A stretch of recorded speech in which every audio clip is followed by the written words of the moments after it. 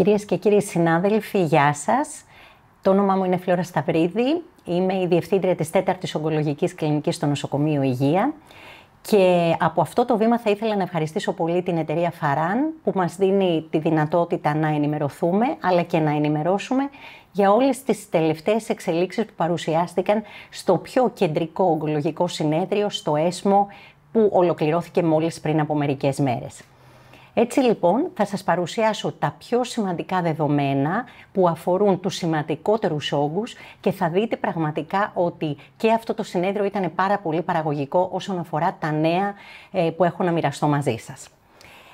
Αν κανείς θέλει να κάνει μία σύνοψη λοιπόν, μιλάμε αρχικά για τον καρκίνο του πνεύμονα, μιλάμε για δεύτερης γραμμής θεραπεία, όπου πραγματικά το datopotamab deruxtecan είναι αυτό που βελτιώνει το διάστημα χωρίς νόσου όταν συνεκρίθηκε με τον docetaxel. Θα σας παρουσιάσω τις διαφάνειες εντός ολίγου.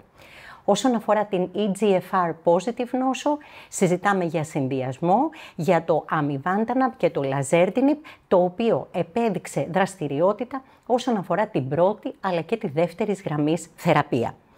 Στη νόσο όπου εκφράζεται η μετάλλαξη RET, έχουμε ένα καινούριο μόριο, το selpercatinib, το οποίο επίσης αξιολογήθηκε στην πρώτη γραμμή. Στην ALK νόσο πολύ σημαντικά δεδομένα όσον αφορά την επικουρική χρήση του alectinib, το οποίο είναι γνωστό σε όλους μας από τη μεταστατική νόσο, και βέβαια θα σας μιλήσω για την εξαιρέσιμη νόσο και πώς μπορεί η ανοσοθεραπεία και δι το nivolumab να βοηθήσει στην εξαιρεσιμότητα της νόσου. Προχωράμε λοιπόν στην πρώτη μελέτη, την πολύ σημαντική μελέτη, την TROPION-Lung01 κλινική μελέτη. Βλέπετε στη διαφάνεια ότι ουσιαστικά η μελέτη αφορά μη μικροκυταρικό καρκίνο πνεύμονα, ασθενείς που δεν έχουν λάβει προηγουμένως ταξάνι, χωρίς να έχουν συγκεκριμένες μεταλλάξεις και τυχεοποιούνται να λάβουν είτε τον ντάτο είτε το standard of care που ήταν η docetaxel. Μιλάμε για τα πρωταρχικά καταληκτικά σημεία, όπως αυτά ζητούνται, το διάστημα χωρίς νόσο και τη συνολική επιβίωση. Ενώ τα δευτερογενή ήταν η συνολική ανταπόκριση και βεβαίως η ασφάλεια του καινούριου μορίου. Βλέπετε λοιπόν τα πραγματικά καταπληκτικά αποτελέσματα στις καμπύλες στο διάστημα χωρίς νόσο. Βλέπετε πόσο η καμπύλη ανοίγει υπέρ του ντάτο, με ένα hazard ratio 0,75 και μια πολύ σημαντική στατιστική πιθανότητα με 0,004 υπέρ της χρήσης αυτού του καινούριου μορίου έναντι του standard of care. Από την άλλη πλευρά βλέπετε ότι το μεγαλύτερο όφελος παρουσιάστηκε σε αυτούς τους ασθενείς που δεν είχαν πλακώδη ιστολογία. Πάμε στα επόμενα μόρια. Αφού τα παρουσιάσουμε πρώτα θα σας πω και για την μελέτη τη σχετική. Μιλάμε για το amivantamab και το lazertinib. Βλέπετε λοιπόν ότι το amivantamab, όπως φαίνεται πολύ χαρακτηριστικά στη διαφάνεια, είναι ένα συζευγμένο αντίσωμα που έχει και ανοσογονικές ιδιότητες και όπως βλέπετε παρουσίασε πάρα πολύ σημαντική κλινική δραστικότητα σε όγκους οι οποίοι είχαν αναπτύξει αντίσταση σε προηγούμενες θεραπείες. Το lazertinib αντίστοιχα είναι τρίτης γενιάς TKI με δραστικότητα σε activating σε ενεργές EGFR μεταλλάξεις στη D790M, ακόμα και σε ασθενείς με νόσο του κεντρικού νευρικού συστήματος. Βλέπετε πόσο ωραία στην καμπύλη φαίνονται οι ανταποκρίσεις μετά τη χρήση αυτών των μορίων. Πάμε να δούμε λοιπόν και την μελέτη, πολύ καλά οργανωμένη μελέτη, φάσης 3 τυχεοποιημένη μελέτη, η Mariposa 2. Βλέπετε ότι τυχεοποιούνται ασθενείς με τοπικά προχωρημένο ή μεταστατικό καρκίνο πνεύμονα που έχουν τεκμηριωμένη EGFR deletion 19 μετάλλαξη ή την άλλη γνωστή μας μετάλλαξη, την L858R. Οι οποίοι ασθενείς κάνανε πρόοδο νόσου μετά τη χρήση του osimertinib, που ήταν η standard of care θεραπεία μέχρι τώρα. Επιτρέπονταν οι ασθενείς που είχαν σταθερές εγκεφαλικές μεταστάσεις να συμμετέχουν σε συγκεκριμένη μελέτη. Πάμε λοιπόν να δούμε τη τυχεοποίηση. Μιλάμε για τυχεοποίηση σε 3 διαφορετικές ομάδες. Βλέπετε ότι κάποιοι ασθενείς τυχεοποιούνται να λάβουν το amivantamab και το lazertinib μαζί με χημειοθεραπεία. Έναντι χημειοθεραπείας αλλά και αμιβάντανα με χημειοθεραπεία σε συγκεκριμένες δόσεις οι οποίες προκαθορίζονταν. Ποιο ήταν το πρωταρχικό καταληκτικό σημείο? Συζητάμε ουσιαστικά το PFS, το διάστημα δηλαδή χωρίς νόσο, αλλά και σαν δευτερογενή καταληκτικά σημεία μιλάμε για την διάρκεια ανταπόκρισης, το ποσοστό ανταπόκρισης, τη συνολική επιβίωση και άλλες επιμέρους παραμέτρους, όπως βεβαίως συμπεριλαμβάνεται και η ασφάλεια. Βλέπετε λοιπόν πόσο ωραία αντικατοπτρίζει τη δραστικότητα του μορίου η συγκεκριμένη διαφάνεια και συγκεκριμένη καμπύλη. Μιλάμε για το διάστημα χωρίς νόσο. Βλέπετε με κόκκινο ότι είναι ο τριπλός συνδυασμός αμιβάντανεπ, λαζέρτινιπ και χημειοθεραπεία. Δείτε ότι με hazard ratio 0,44 και μια ισχυρή στατιστική πιθανότητα που είναι κάτω από το 0,001%, οι ασθενείς πάνε πάρα πολύ καλύτερα με ένα follow-up που βεβαίως είναι πρόημο, περιμένουμε δηλαδή και πιο ώριμα αποτελέσματα επιβίωσης, αλλά βλέπετε ότι κοντά στον 1 χρόνο με 15 μήνες υπερέχει ακόμα και τις χημειοθεραπείες βεβαίως, αλλά και μόνο το αμιβάνταναπ και τις χημειοθεραπείες. Βλέπετε λοιπόν ότι και σε ανεξάρτητο review από τους investigators πάλι υπερέχει με ένα hazard ratio 0,41, 60% πιθανότητα δηλαδή οι ασθενείς να πάνε καλύτερα με τη χρήση αυτών των συνδυασμών.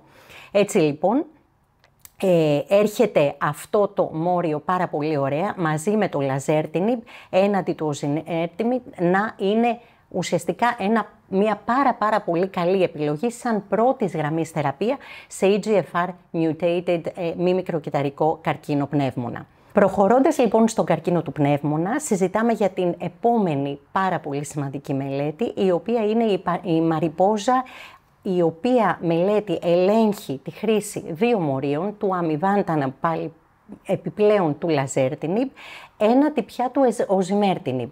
Και μιλάμε για την πρώτη γραμμή θεραπείας της EGFR mutated νόσο του μη μικροκυταρικού καρκίνου πνεύμονα. Δείτε λοιπόν τα στοιχεία τα επιμέρους αυτής της μελέτης και το σχεδιασμό βεβαίως αυτής. Μιλάμε για ασθενείς με τοπικά προχωρημένο πάλι ή μεταστατικό μη μικροκυταρικό καρκίνο πνεύμονα, ασθενείς οι οποίοι δεν είχαν λάβει προηγουμένως θεραπεία για προχωρημένη νόσο και που πάλι είναι ασθενείς με το ιδιαίτερο χαρακτηριστικό της μετάλλαξης στο deletion 19 ή μετάλλαξη την L858R. Τρία πιθανά σκέλη αυτής της θεραπείας. Η πρώτη ομάδα έλαβε αμιβάνταναπ και λαζέρτινιπ. Η δεύτερη ομάδα έλαβε οζιμέρτινιπ που είναι το standard of care έτσι κι αλλιώς αυτό το πληθυσμό μέχρι τώρα. Αλλά η τρίτη ομάδα έλαβε το λαζέρτινιπ σαν μονοθεραπεία. Ποια είναι τα πρωταρχικά καταληκτικά σημεία αυτής της μελέτης? Είναι και εδώ το διάστημα χωρίς νόσο. Σαν δευτερογενή καταληκτικά σημεία και εδώ έχουμε τη συνολική επιβίωση, έχουμε τα ποσοστά ανταπόκρισης, τη διάρκεια της ανταπόκρισης και βεβαίως την ασφάλεια. Δείτε λοιπόν στην διαφάνεια αυτή όπως παρουσιάζεται το διάστημα χωρίς νόσο. Βλέπετε λοιπόν ότι ο συνδυασμός του αμιβάνταναπ μαζί με το λαζέρτινιπ απέβει να είναι ιδιαίτερα πιο αποτελεσματικός από το οζιμέρτινιπ. Δείτε και τα επιμέρους αριθμητικά σημεία. Hazard ratio 0,7 με μια πάλι ισχυρή στατιστική πιθανότητα, αλλά και αριθμητικά η επιβίωση υπερέχει. Δείτε σχεδόν 24 μήνες έναντι σχεδόν 17 μήνες από το μέχρι τώρα standard of care. Πραγματικά πολύ εντυπωσιακά αποτελέσματα της χρήσης αυτού του διπλού συνδυασμού. Όσον αφορά τη συνολική επιβίωση, και εδώ υπερέχει ο διπλός συνδυασμός. Βλέπετε την αριθμητική υπεροχή 74 έναντι 69%, hazard ratio 0,8 με μια πιθανότητα 0,11. Ξανατονίζω ότι τα αποτελέσματα είναι ακόμα ώριμα γιατί χρήζουν οι ασθενείς περαιτέρω παρακολούθηση στο διάστημα του χρόνου. Προχωράμε στην επόμενη σημαντική μελέτη, την Libretto 431. Μιλάμε για τυχιοποιημένη φάσης 3 μελέτη και εδώ. Ποιοι ασθενείς περιλαμβάνονται? Είναι οι ασθενείς οι οποίοι επίσης έχουν έχουν εκτεταμένο καρκινοπνεύμονα, στάδιο 3 ή στάδιο 4, μη πλακώδη καρκίνο πνεύμονα, οι οποίοι ασθενείς έχουν αυτή την μετάλλαξη RET, δεν έχουν πάρει προηγουμένως συστηματική θεραπεία. Καλούνται λοιπόν να τυχεοποιηθούν σε δύο ομάδες. Η μία ομάδα λαμβάνει αυτό το καινούριο μόριο, το selpercatinib, 160 mg 2 φορές την ημέρα, έναντι του standard of care μέχρι τώρα, που ήταν η χημειοθεραπεία με βάση την πλατίνα με ή χωρίς ανοσοθεραπεία. Και έτσι λοιπόν ελέγχουμε και εδώ τα πρωτογενή καταληκτικά σημεία, που είναι το διάστημα χωρίς νόσο, με δευτερογενή καταληκτικά σημεία της μελέτης αυτής. Ήταν και εδώ η συνολική επιβίωση, τα ποσοστά ανταπόκρισης, η παρουσία μεταστάσεων στο κεντρικό νευρικό σύστημα και βεβαίως, όπως σε όλες τις προηγούμενες μελέτες, η ασφάλεια του μορίου. Δείτε λοιπόν πόσο ωραία πάλι ανοίγουν οι μελέτες στο διάστημα χωρίς νόσου υπέρ αυτού του καινούριου μορίου. Βλέπετε λοιπόν ότι αριθμητικά υπερέχει έναντι του control arm, σχεδόν διπλασιάζεται το διάστημα χωρίς νόσου με το καινούριο μόριο. Είναι πραγματικά εντυπωσιακά τα αποτελέσματα. Hazard ratio 0,46 με πολύ ισχυρή πάλι στατιστική πιθανότητα. Βλέπετε λοιπόν πώς αριθμητικά υπερέχει το καινούριο μόριο έναντι του control arm. Αυτό αφορά, η διαφάνεια αυτή αφορά τον πληθυσμό που πήρε την ανοσοθεραπεία. Δείτε στο intention to treat population με μέσο follow-up περίπου τους 18 μήνες, πάλι το μόριο υπερέχει αριθμητικά. Βλέπετε η υπεροχή στην επιβίωση είναι σχεδόν 25 μήνες, έναντι 11 μήνες του control arm στο διάστημα χωρίς νόσο. Άρα διπλάσια σχεδόν επιβίωση, hazard ratio 0,48 με μια επίσης ισχυρή στατιστική πιθανότητα. Πραγματικά πολύ εντυπωσιακά αποτελέσματα. Και προχωράμε στην επόμενη σημαντική μελέτη όσον αφορά τον καρκίνο πνεύμονα. Φεύγουμε λίγο από τη μεταστατική νόσο, κινούμαστε τώρα στην επικουρική θεραπεία χειρουργημένων ασθενών. Θα συζητήσουμε λοιπόν την Αλλάινα, τυχεοποιημένη διεθνής φάσης 3 μελέτη. Οι ασθενείς που θα τυχεοποιηθούν ήταν ασθενείς που έχουν ήδη χειρουργηθεί από σταδίου 1β έως σταδίου 3α, που ήταν ασθενείς οι οποίοι εξέφραζαν αυτή την ALK μετάλλαξη και βεβαίως θα μπορούσαν να πάρουν πλατίνα και βεβαίως δεν έχουν πάρει άλλη προηγούμενη θεραπεία. Τι έλαβαν αυτοί οι ασθενείς, πώς τυχεοποιήθηκαν? Είτε να λάβουν το Alectinib για 2 χρόνια σε επικουρική βάση, είτε να λάβουν το standard of care που ξέραμε μέχρι τώρα, που ήταν η χημειοθεραπεία με βάση την πλατίνα. Πρωτογενές καταληκτικό σημείο ήταν το διάστημα χωρίς νόσο, με δευτερογενή καταληκτικά σημεία την παρουσία νόσου στο κεντρικό νευρικό σύστημα, την ασφάλεια αλλά και τη συνολική επιβίωση. Δείτε πόσο ωραία ανοίγουν οι καμπύλες και εδώ υπέρ του Alectinib. Μιλάμε για το διάστημα χωρίς νόσο. Βλέπετε η παρακολούθηση φτάνει μέχρι περίπου 54 μήνες και βλέπετε πως και στα 2 χρόνια και στους 36 μήνες πόσο ωραία ανοίγει πάλι η καμπύλη με σαφή αριθμητική υπεροχή υπέρ της χρήσης του Alectinib. Άρα λοιπόν οι ασθενείς αυτοί είναι σαφώς βελτιωμένοι όσον αφορά την επιβίωση και βλέπετε ότι το follow-up της μελέτης έχει φτάσει τα 27,8 μήνες, που είναι ένα πάρα πολύ καλό follow-up για αυτούς τους ασθενείς, σαφέστατα υπέρ της χρήσης του Alectinib, κάτι που ίσως είχαμε προβλέψει και εμείς, αν θέλετε, στην καθημερινή κλινική χρήση. Προχωράμε στην τελευταία μελέτη για τον καρκινοπνεύμονα που παρουσιάστηκε, σημαντική μελέτη που παρουσιάστηκε ουσιαστικά σε αυτό το συνέδριο. Μιλάμε λοιπόν για την Checkmate 77T, είναι και αυτή μια φάση 3 μελέτη, η οποία συνέκρινε την προεγχειρητική χρήση του nivolumab με χημειοθεραπεία, έναντι neoadjuvant προεγχειρητική πλασίμπο με χημειοθεραπεία σε ασθενείς οι οποίοι χειρουργήθηκαν στη συνέχεια και έλαβαν επικουρική χρήση ανοσοθεραπείας ή πλασίμπο, για ασθενείς οι οποίοι βεβαίως είχαν χειρουργηθεί. Πάμε να δούμε και εδώ τα κριτήρια ένταξης στη μελέτη. Μιλάμε για ασθενείς οι οποίοι είχαν ήδη χειρουργηθεί. Βλέπετε σταδίου τουλάχιστον 2α έως 3β που δεν είχαν λάβει προηγουμένως θεραπεία και δεν είχαν βεβαίως γνωστές στοχεύουσες μεταλλάξεις. Οι ασθενείς αυτοί τυχεοποιήθηκαν να λάβουν, όπως σας προείπα, είτε προεγχειρητική χρήση ανοσοθεραπείας και χημειοθεραπείας, είτε μόνο χημειοθεραπεία. Οι ασθενείς στη συνέχεια τυχεοποιήθηκαν ακτινολογικά και έλαβαν χειρουργείο μέσα σε 6 εβδομάδες μετά από την ολοκλήρωση της προεγχειρητικής χημειοθεραπείας. Και στη συνέχεια έλαβαν για 1 χρόνο επικουρικά ανοσοθεραπεία, έναντι πλασίμπο, επίσης για 1 χρόνο, με ακολούθως το follow-up και τη μελέτη όπως στρατηγικά θα σας δείξω. Το μέσο follow-up εδώ ήταν περίπου 25,4 μήνες. Βλέπετε πρωτογενή καταληκτικά σημεία ήταν το event-free survival, ενώ δευτερογενή καταληκτικά σημεία ήταν τα ποσοστά πλήρους ανταπόκρισης, η συνολική επιβίωση και η ασφάλεια. Πάλι φαίνεται εδώ ότι και προεγχειρητικά η χρήση της ανοσοθεραπείας με τη χημειοθεραπεία φαίνεται ότι βοηθάει πάρα πολύ τους ασθενείς όσον αφορά την επιβίωσή τους. Βλέπετε λοιπόν ότι το follow-up εδώ συνεχίζει και με ανοιχτές καμπύλες υπέρ της προεγχειρητικής χρήσης του nivolumab, 70 έναντι 50%, πραγματικά πολύ μεγάλη αριθμητική διαφορά, hazard ratio 0,58 με μια πολύ και εδώ ισχυρή στατιστική πιθανότητα υπέρ της χρήσης της προεγχειρητικής θεραπείας, κάτι που αν θέλετε το ξέραμε και στην κλινική μας πράξη, το περιμέναμε ότι αυτή η μελέτη θα απέβαινε ιδιαίτερα σημαντική και θετική και ίσως είναι μια μελέτη που επίσης αλλάζει το standard of care της πρακτικής που ακολουθούμε σήμερα.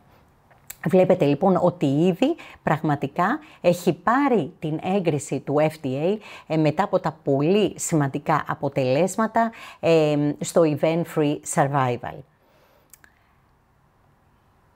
Προχωράμε λοιπόν σε μια τελείως διαφορετική κατηγορία, στον καρκίνο του μαστού.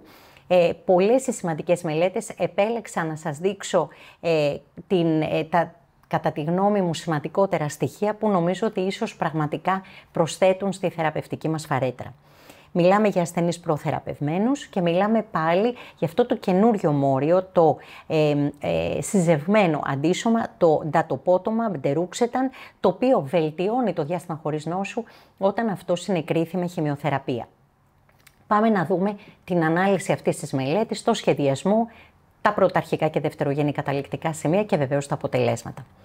Μιλάμε λοιπόν για την Tropion-Breast 01 μελέτη, τυχεοποιημένη, φάσης 3 μελέτη, ανοιχτή μελέτη, όπου συμπεριλαμβάνονται ασθενείς με ορμονοεξαρτώμενο HER2 αρνητικό καρκίνο μαστού. Το HER2 ορίζεται ως 0,1 ή ++2 με ish negative, αυτό είναι πάρα πολύ σημαντικό, και οι ασθενείς αυτοί τυχεοποιούνται σε DATO, στο καινούριο μόριο, ή στην επιλογή του θεράποντα ιατρού όσον αφορά τη χημειοθεραπεία. Όπως βλέπετε, δηλαδή, θα μπορούσαν να πάρουν Eribulin, Vinorelbine, Gemcitabine ή Capecitabine. Όλες αυτές απολύτως αποδεκτές επιλογές και standard of care μέχρι τώρα, αν θέλετε. Πρωτογενή καταληκτικά σημεία, διάστημα χωρίς νόσο και συνολική επιβίωση. Δευτερογενή καταληκτικά σημεία, ποσοστά ανταπόκρισης, αλλά και το διάστημα χωρίς νόσο μαζί με ασφάλεια. Και εδώ το μόριο αυτό απέβει ιδιαίτερα αποτελεσματικό έναντι της στάνταρ χημειοθεραπείας όπως σας εξήγησα, ορίζονταν από το θεράποντα ιατρό.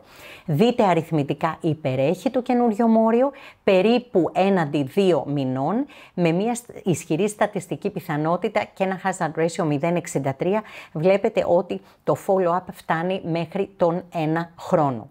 Προχωράμε τώρα στον καρκίνο του παγκρέατος. Θεωρώ αυτή η μελέτη που θα σας παρουσιάσω ήταν αυτή η μελέτη η οποία απαντά πραγματικά σε ένα ερώτημα που βασάνιζε τους κλινικούς για πολλούς μήνες τον προηγούμενο χρόνο, αλλά νομίζω έρχεται να δώσει απάντηση σε ένα πολύ σημαντικό κλινικό ερώτημα σε σχέση με την καλύτερη θεραπεία που έχουμε να προσφέρουμε σε ασθενείς σαν πρώτη γραμμή με μεταστατικό καρκίνο παγκρέατος. Η Generate, και δείτε το σχεδιασμό της μελέτης. Μιλάμε για μεταστατικό ή υποτροπιάζοντα καρκίνο παγκρέατος, αδενοκαρκίνωμα ή αδενοπλακώδη καρκίνωμα με πολύ καλό performance status που δεν έχουν λάβει προηγουμένως θεραπεία και έχουν βεβαίως τουλάχιστον μία μετρήσιμη νόσο. Αυτοί λοιπόν οι ασθενείς στοιχειοποιούνται να λάβουν 3 διαφορετικά πιθανά σχήματα. Αρχικά το γνωστό σε όλους μας Abraxane Gemzar, το οποίο το χρησιμοποιούμε, το γνωστό Folfirinox, το οποίο είναι το μόνο μέχρι τώρα που είχε δείξει δεδομένα επιβίωσης μετά τη χρήση του στην επικουρική χρήση του, και στο Irox, το οποίο ουσιαστικά είναι η ειρηνοτεκάνη οξαλιπλάτιν, αλλά και αυτό το μόριο που έχει μικρή παραλλαγή, αν θέλετε, από το 5FU, το S1. Και οι ασθενείς εκτιμώνται, η θεραπεία αυτή συνέχισε μέχρι βεβαίως πρόοδο νόσου και υπήρχε μία αξιολόγηση του αποτελέσματος αλλά και της τοξικότητας. Πάμε λοιπόν να δούμε τα πολύ σημαντικά αποτελέσματα αυτής της μελέτης. Αρχικά, κρίνοντας το διάστημα χωρίς νόσο. Βλέπετε ότι οι καμπύλες εδώ μπερδεύονται και δεν υπάρχει σαφής διαχωρισμός ούτε στην καμπύλη αλλά ούτε αριθμητικός μεταξύ των 3 διαφορετικών σχημάτων. Ουσιαστικά η επιβίωση φαίνεται να είναι ίδια και για τους 3 διαφορετικούς συνδυασμούς. Και βλέπετε αντίστοιχα τα hazard ratio ότι συνάδουν με αυτό που μόλις σας περιέγραψα. Αν θέλει κανείς να δει τη συνολική επιβίωση, τα οποία αποτελέσματα ουσιαστικά είναι ανανεωμένα τον Μάιο του 2023, βλέπετε ότι ίσως να υπάρχει μία αριθμητική υπεροχή του Abraxane με το GEM έναντι των άλλων 2 στοιχείων. Αυτό που σίγουρα πάντως δεν προκύπτει είναι ότι το Folfirinox κατά ανάγκη είναι καλύτερο από το Abraxane Gemzar, κάτι που αν θέλετε το ξέραμε ήδη στην πράξη, στην καθημερινή πρακτική. Άρα λοιπόν τα σχήματα αυτά είναι πάρα πολύ καλά σχήματα, ισοδύναμα και κανείς ίσως αν θέλει να επιλέξει θα επιλέξει με βάση την ασφάλεια. Δείτε τα ποσοστά ανταπόκρισης. Πάλι όσον αφορά τα ποσοστά ανταπόκρισης και τα ποσοστά ελέγχου της νόσου, πάλι αριθμητικά δεν διαφέρουν σημαντικά τα 3 στοιχεία, που είναι και αυτό ένα πάρα πολύ σημαντικό στοιχείο. Προχωράμε στον καρκίνο του στομάχου. Και εδώ θα δούμε μια πολύ σημαντική μελέτη που εξετάζει την προεγχειρητική χρήση ανοσοθεραπείας μαζί με χημειοθεραπεία. Μιλάμε για την Μάτεχον, η οποία είναι μια τυχεοποιημένη φάσης 3 μελέτη, διπλά τυφλή μελέτη, της οποίας ο σχεδιασμός έχει ως εξής. Μιλάμε για ασθενείς λοιπόν με αδενοκαρκίνωμα της γαστροϊσοφαγικής συμβολής ή του ίδιου του στομάχου.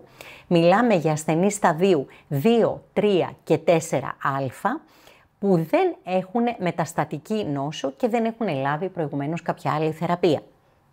Έτσι λοιπόν οι ασθενείς τυχεοποιούνται ώστε να λάβουν είτε το standard of care που είναι η χημειοθεραπεία με FLOT, είτε προεγχειρητικά προστίθενται 2 δόσεις ανοσοθεραπείας ή πλασίμπο για την ταχεοποίηση μαζί με την κλασική χημειοθεραπεία με FLOT. Οι ασθενείς στη συνέχεια χειρουργούνται και μετεγχειρητικά μέχρι 1 χρόνο λαμβάνουν την χημειοθεραπεία που προβλέπεται προκειμένου να ολοκληρώσουν το σχήμα ή πλασίμπο αντίστοιχα και Durvalumab σαν συντήρηση για 10 δόσεις. Πρωτογενές καταληκτικό σημείο, το διάστημα χωρίς νόσο, δευτερογενή καταληκτικά σημεία, η συνολική επιβίωση και ο κεντρικός έλεγχος με βάση τα ποσοστά ανταπόκρισης μετά από το χειρουργείο. Δείτε λοιπόν πόσο καλύτερες ανταποκρίσεις έχουμε πετύχει μαζί με τον Durvalumab και τη χημειοθεραπεία έναντι μόνο της χημειοθεραπείας. Αριθμητική υπεροχή, στατιστική σημαντικότητα, η οποία επιβεβαιώνεται και από την ανεξάρτητη αρχή. Πολύ σημαντικά στοιχεία αυτά. Προχωράμε στον επόμενο πολύ σημαντικό καρκίνο που είναι ο καρκίνος του τραχύλου της μήτρας, που και εδώ ουσιαστικά φαίνεται να είναι ιδιαίτερα σημαντική όσον αφορά τα αποτελέσματα η χρήση της προεγχειρητικής χημειοθεραπείας πριν ακόμα από το standard of care που μέχρι τώρα ήταν η standard χημειοακτινοβολία. Μιλάμε για την Interlace μελέτη, δείτε το σχεδιασμό μαζί μου. Μιλάμε για ασθενείς οι οποίες είναι προσφάτως διαγνωσμένες με στάδιο καταφύγγο 1β1, 1β2, 2, 3β, 4α, είτε με πλακώδη διαφοροποίηση, είτε με αδενοκαρκίνωμα, είτε με αδενοπλακώδη διαφοροποίηση.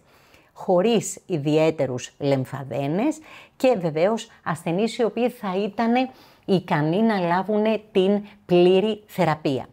Οι ασθενείς αυτοί λοιπόν τυχεοποιήθηκαν να λάβουν είτε το standard of care μέχρι τώρα, που είναι η χημειοακτινοβολία, ή να κάνουν πρώτα προεγχειρητική χημειοθεραπεία με το standard of care σχήμα, που είναι η πλατίνα και η ταξάνη, η οποία δινότανε εβδομαδιαία για 6 εβδομάδες.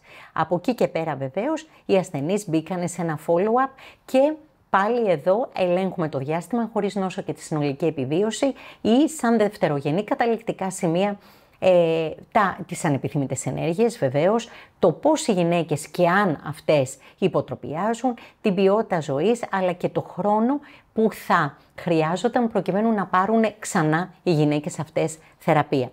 Δείτε και εδώ οι μελέτες πώς υπερέχει η προεγχειρητική θεραπεία έναντι του standard of care μέχρι τώρα, που είναι η μόνο χημειοακτινοβολία. Βλέπετε λοιπόν ότι το διάστημα χωρίς νόσου φαίνεται να υπερέχει τόσο στην τριετία υπέρ της προεγχειρητικής χημειοθεραπείας, όσο και στην πενταετία. Πραγματικά πολύ σημαντικά αποτελέσματα με hazard ratio 0,65 και στατιστική πιθανότητα 0,013. Κλείνοντας, θα περάσουμε στον ουροθυλιακό καρκίνο, όπου πλέον μιλάμε για μία πολύ σημαντική μελέτη σε τοπικά προχωρημένο ή μεταστατικό καρκίνο ουροθυλίου με τη χρήση ενός καινούριου μορίου. Μιλάμε λοιπόν για το Enfortumab vedotin, το οποίο αξιολογήθηκε στη μελέτη Keynote Α39. Μιλάμε για έναν πληθυσμό όπου ήταν fit για να πάρει τη στάνταρ θεραπεία με πλατίνα, που δεν είχε λάβει ανοσοθεραπεία και που τυχεοποιήθηκε να λάβει είτε χημειοθεραπεία, το standard of care που είναι η θεραπεία με πλατίνα, με gemcitabine, ή αυτό το καινούριο μόριο και pembrolizumab, χωρίς βεβαίως να έχει προηγουμένως θεραπευτεί ο πληθυσμός αυτός με αντίστοιχο μόριο και που κλήθηκε να λάβει μέχρι 35 κύκλους του pembrolizumab. Ποια είναι τα πρωτογενή και εδώ καταληκτικά σημεία? Διάστημα χωρίς νόσο και συνολική επιβίωση, δευτερογενή καταληκτικά σημεία, τα ποσοστά ανταπόκρισης και η ασφάλεια. Και εδώ βλέπετε σαφή υπεροχή του καινούριου μορίου με ανοσοθεραπεία έναντι του standard of care που είναι η χημειοθεραπεία. Βλέπετε σημαντική αριθμητική υπεροχή και στους 12 και στους 18 μήνες, hazard ratio 0,45 και βλέπετε ένα p-value το οποίο είναι πραγματικά εξαιρετικά σημαντικό. Συνολική επιβίωση, ο κίνδυνος θανάτου ελαττώθηκε κατά 53% σε ασθενείς που έλαβαν αυτό το συνδυασμό έναντι της χημειοθεραπείας. Πάρα πολύ σημαντικά αποτελέσματα, πολύ καλή επιβίωση, μέση επιβίωση αυτών των ασθενών 17,2 μήνες και βλέπετε ακόμα είναι σχετικά πρώιμα τα αποτελέσματα επιβίωσης, γιατί οι ασθενείς θα παρακολουθηθούν και στη συνέχεια. Κλείνοντας, μιλάμε για την Checkmate 901, μιλάμε για ασθενείς οι οποίοι δεν είχαν ουροθυλιακό καρκίνο, οι οποίοι δεν είχαν λάβει προηγούμενη θεραπεία και είναι fit για την πλατίνα, οι ασθενείς οι οποίοι εξέφραζαν στους όγκους τους το PDL1 και τυχεοποιήθηκαν με βάση αυτήν την έκφραση, και κλήθηκαν να λάβουν είτε συνδυασμό με nivolumab, gemcitabine και πλατίνα, είτε μόνο πλατίνα και gemcitabine. Και από εκεί και πέρα συνέχισαν βεβαίως με μονοθεραπεία με nivolumab μέχρι πρόοδο νόσου και μέχρι των 2 ετών. Και εδώ συνολική επιβίωση σαφώς βελτιωμένη υπέρ της ανοσοθεραπείας. Βλέπετε στους 12 μήνες και στους 24 μήνες πολύ καλό hazard ratio και εδώ, αλλά και το διάστημα χωρίς νόσου εξαιρετικά σημαντικό στους δύο σταθμούς αξιολόγησης που ήταν οι 12 μήνες αλλά και οι 24 μήνες υπέρ της συνδυασμένης χρήσης της ανοσοθεραπείας. Έτσι λοιπόν, αν κανείς θέλει να μαζέψει όλα αυτά τα πολύ σημαντικά αποτελέσματα που πήραμε από το φετινό έσμο, θα πει ότι έχουμε καινούριους παράγοντες πάρα πολύ σημαντικούς που δείχνουν πολύ σημαντικότερα αποτελέσματα έναντι της χημειοθεραπείας που είχαμε διαθέσιμη μέχρι τώρα. Συζητήσαμε για την ανοσοθεραπεία, η οποία εκτιμάται σε προεγχειρητική φάση αλλά και σε επικουρική φάση. Έτσι λοιπόν βλέπουμε ότι και η χρήση της όταν δίνεται πρώιμα μπορεί να βελτιώσει πραγματικά την επιβίωση των ασθενών. Μιλάμε ουσιαστικά για συζευμένα αντισώματα και συνδυασμούς τους στην πρώτη γραμμή θεραπεία στο ουροθελιακό καρκίνωμα και βέβαια όσον αφορά τη χρήση των ήδη γνωστών παραγόντων και εδώ ανανεώνεται αν θέλετε η χρήση τους και η γνώση μας πάνω σε αυτούς. Μιλήσαμε λοιπόν για την προεγχειρητική χημειοθεραπεία στον καρκίνο του τραχύλου της μήτρας, αλλά μιλήσαμε και για διπλέτα χημειοθεραπείας σαν πρώτη γραμμή θεραπείας στον καρκίνο του παγκρέατος, ενώ μέχρι τώρα το standard of care αν θέλετε ήταν το FOLFIRINOX. Και με αυτό θα ήθελα να σας ευχαριστήσω πολύ για την προσοχή σας, πραγματικά ελπίζοντας ότι τα δεδομένα από το πρόσφατο Ευρωπαϊκό Συνέδριο θα αλλάξουν σημαντικά την πρακτική μας και θα προσφέρουν περισσότερο στους ασθενείς μας. Σας ευχαριστώ πολύ.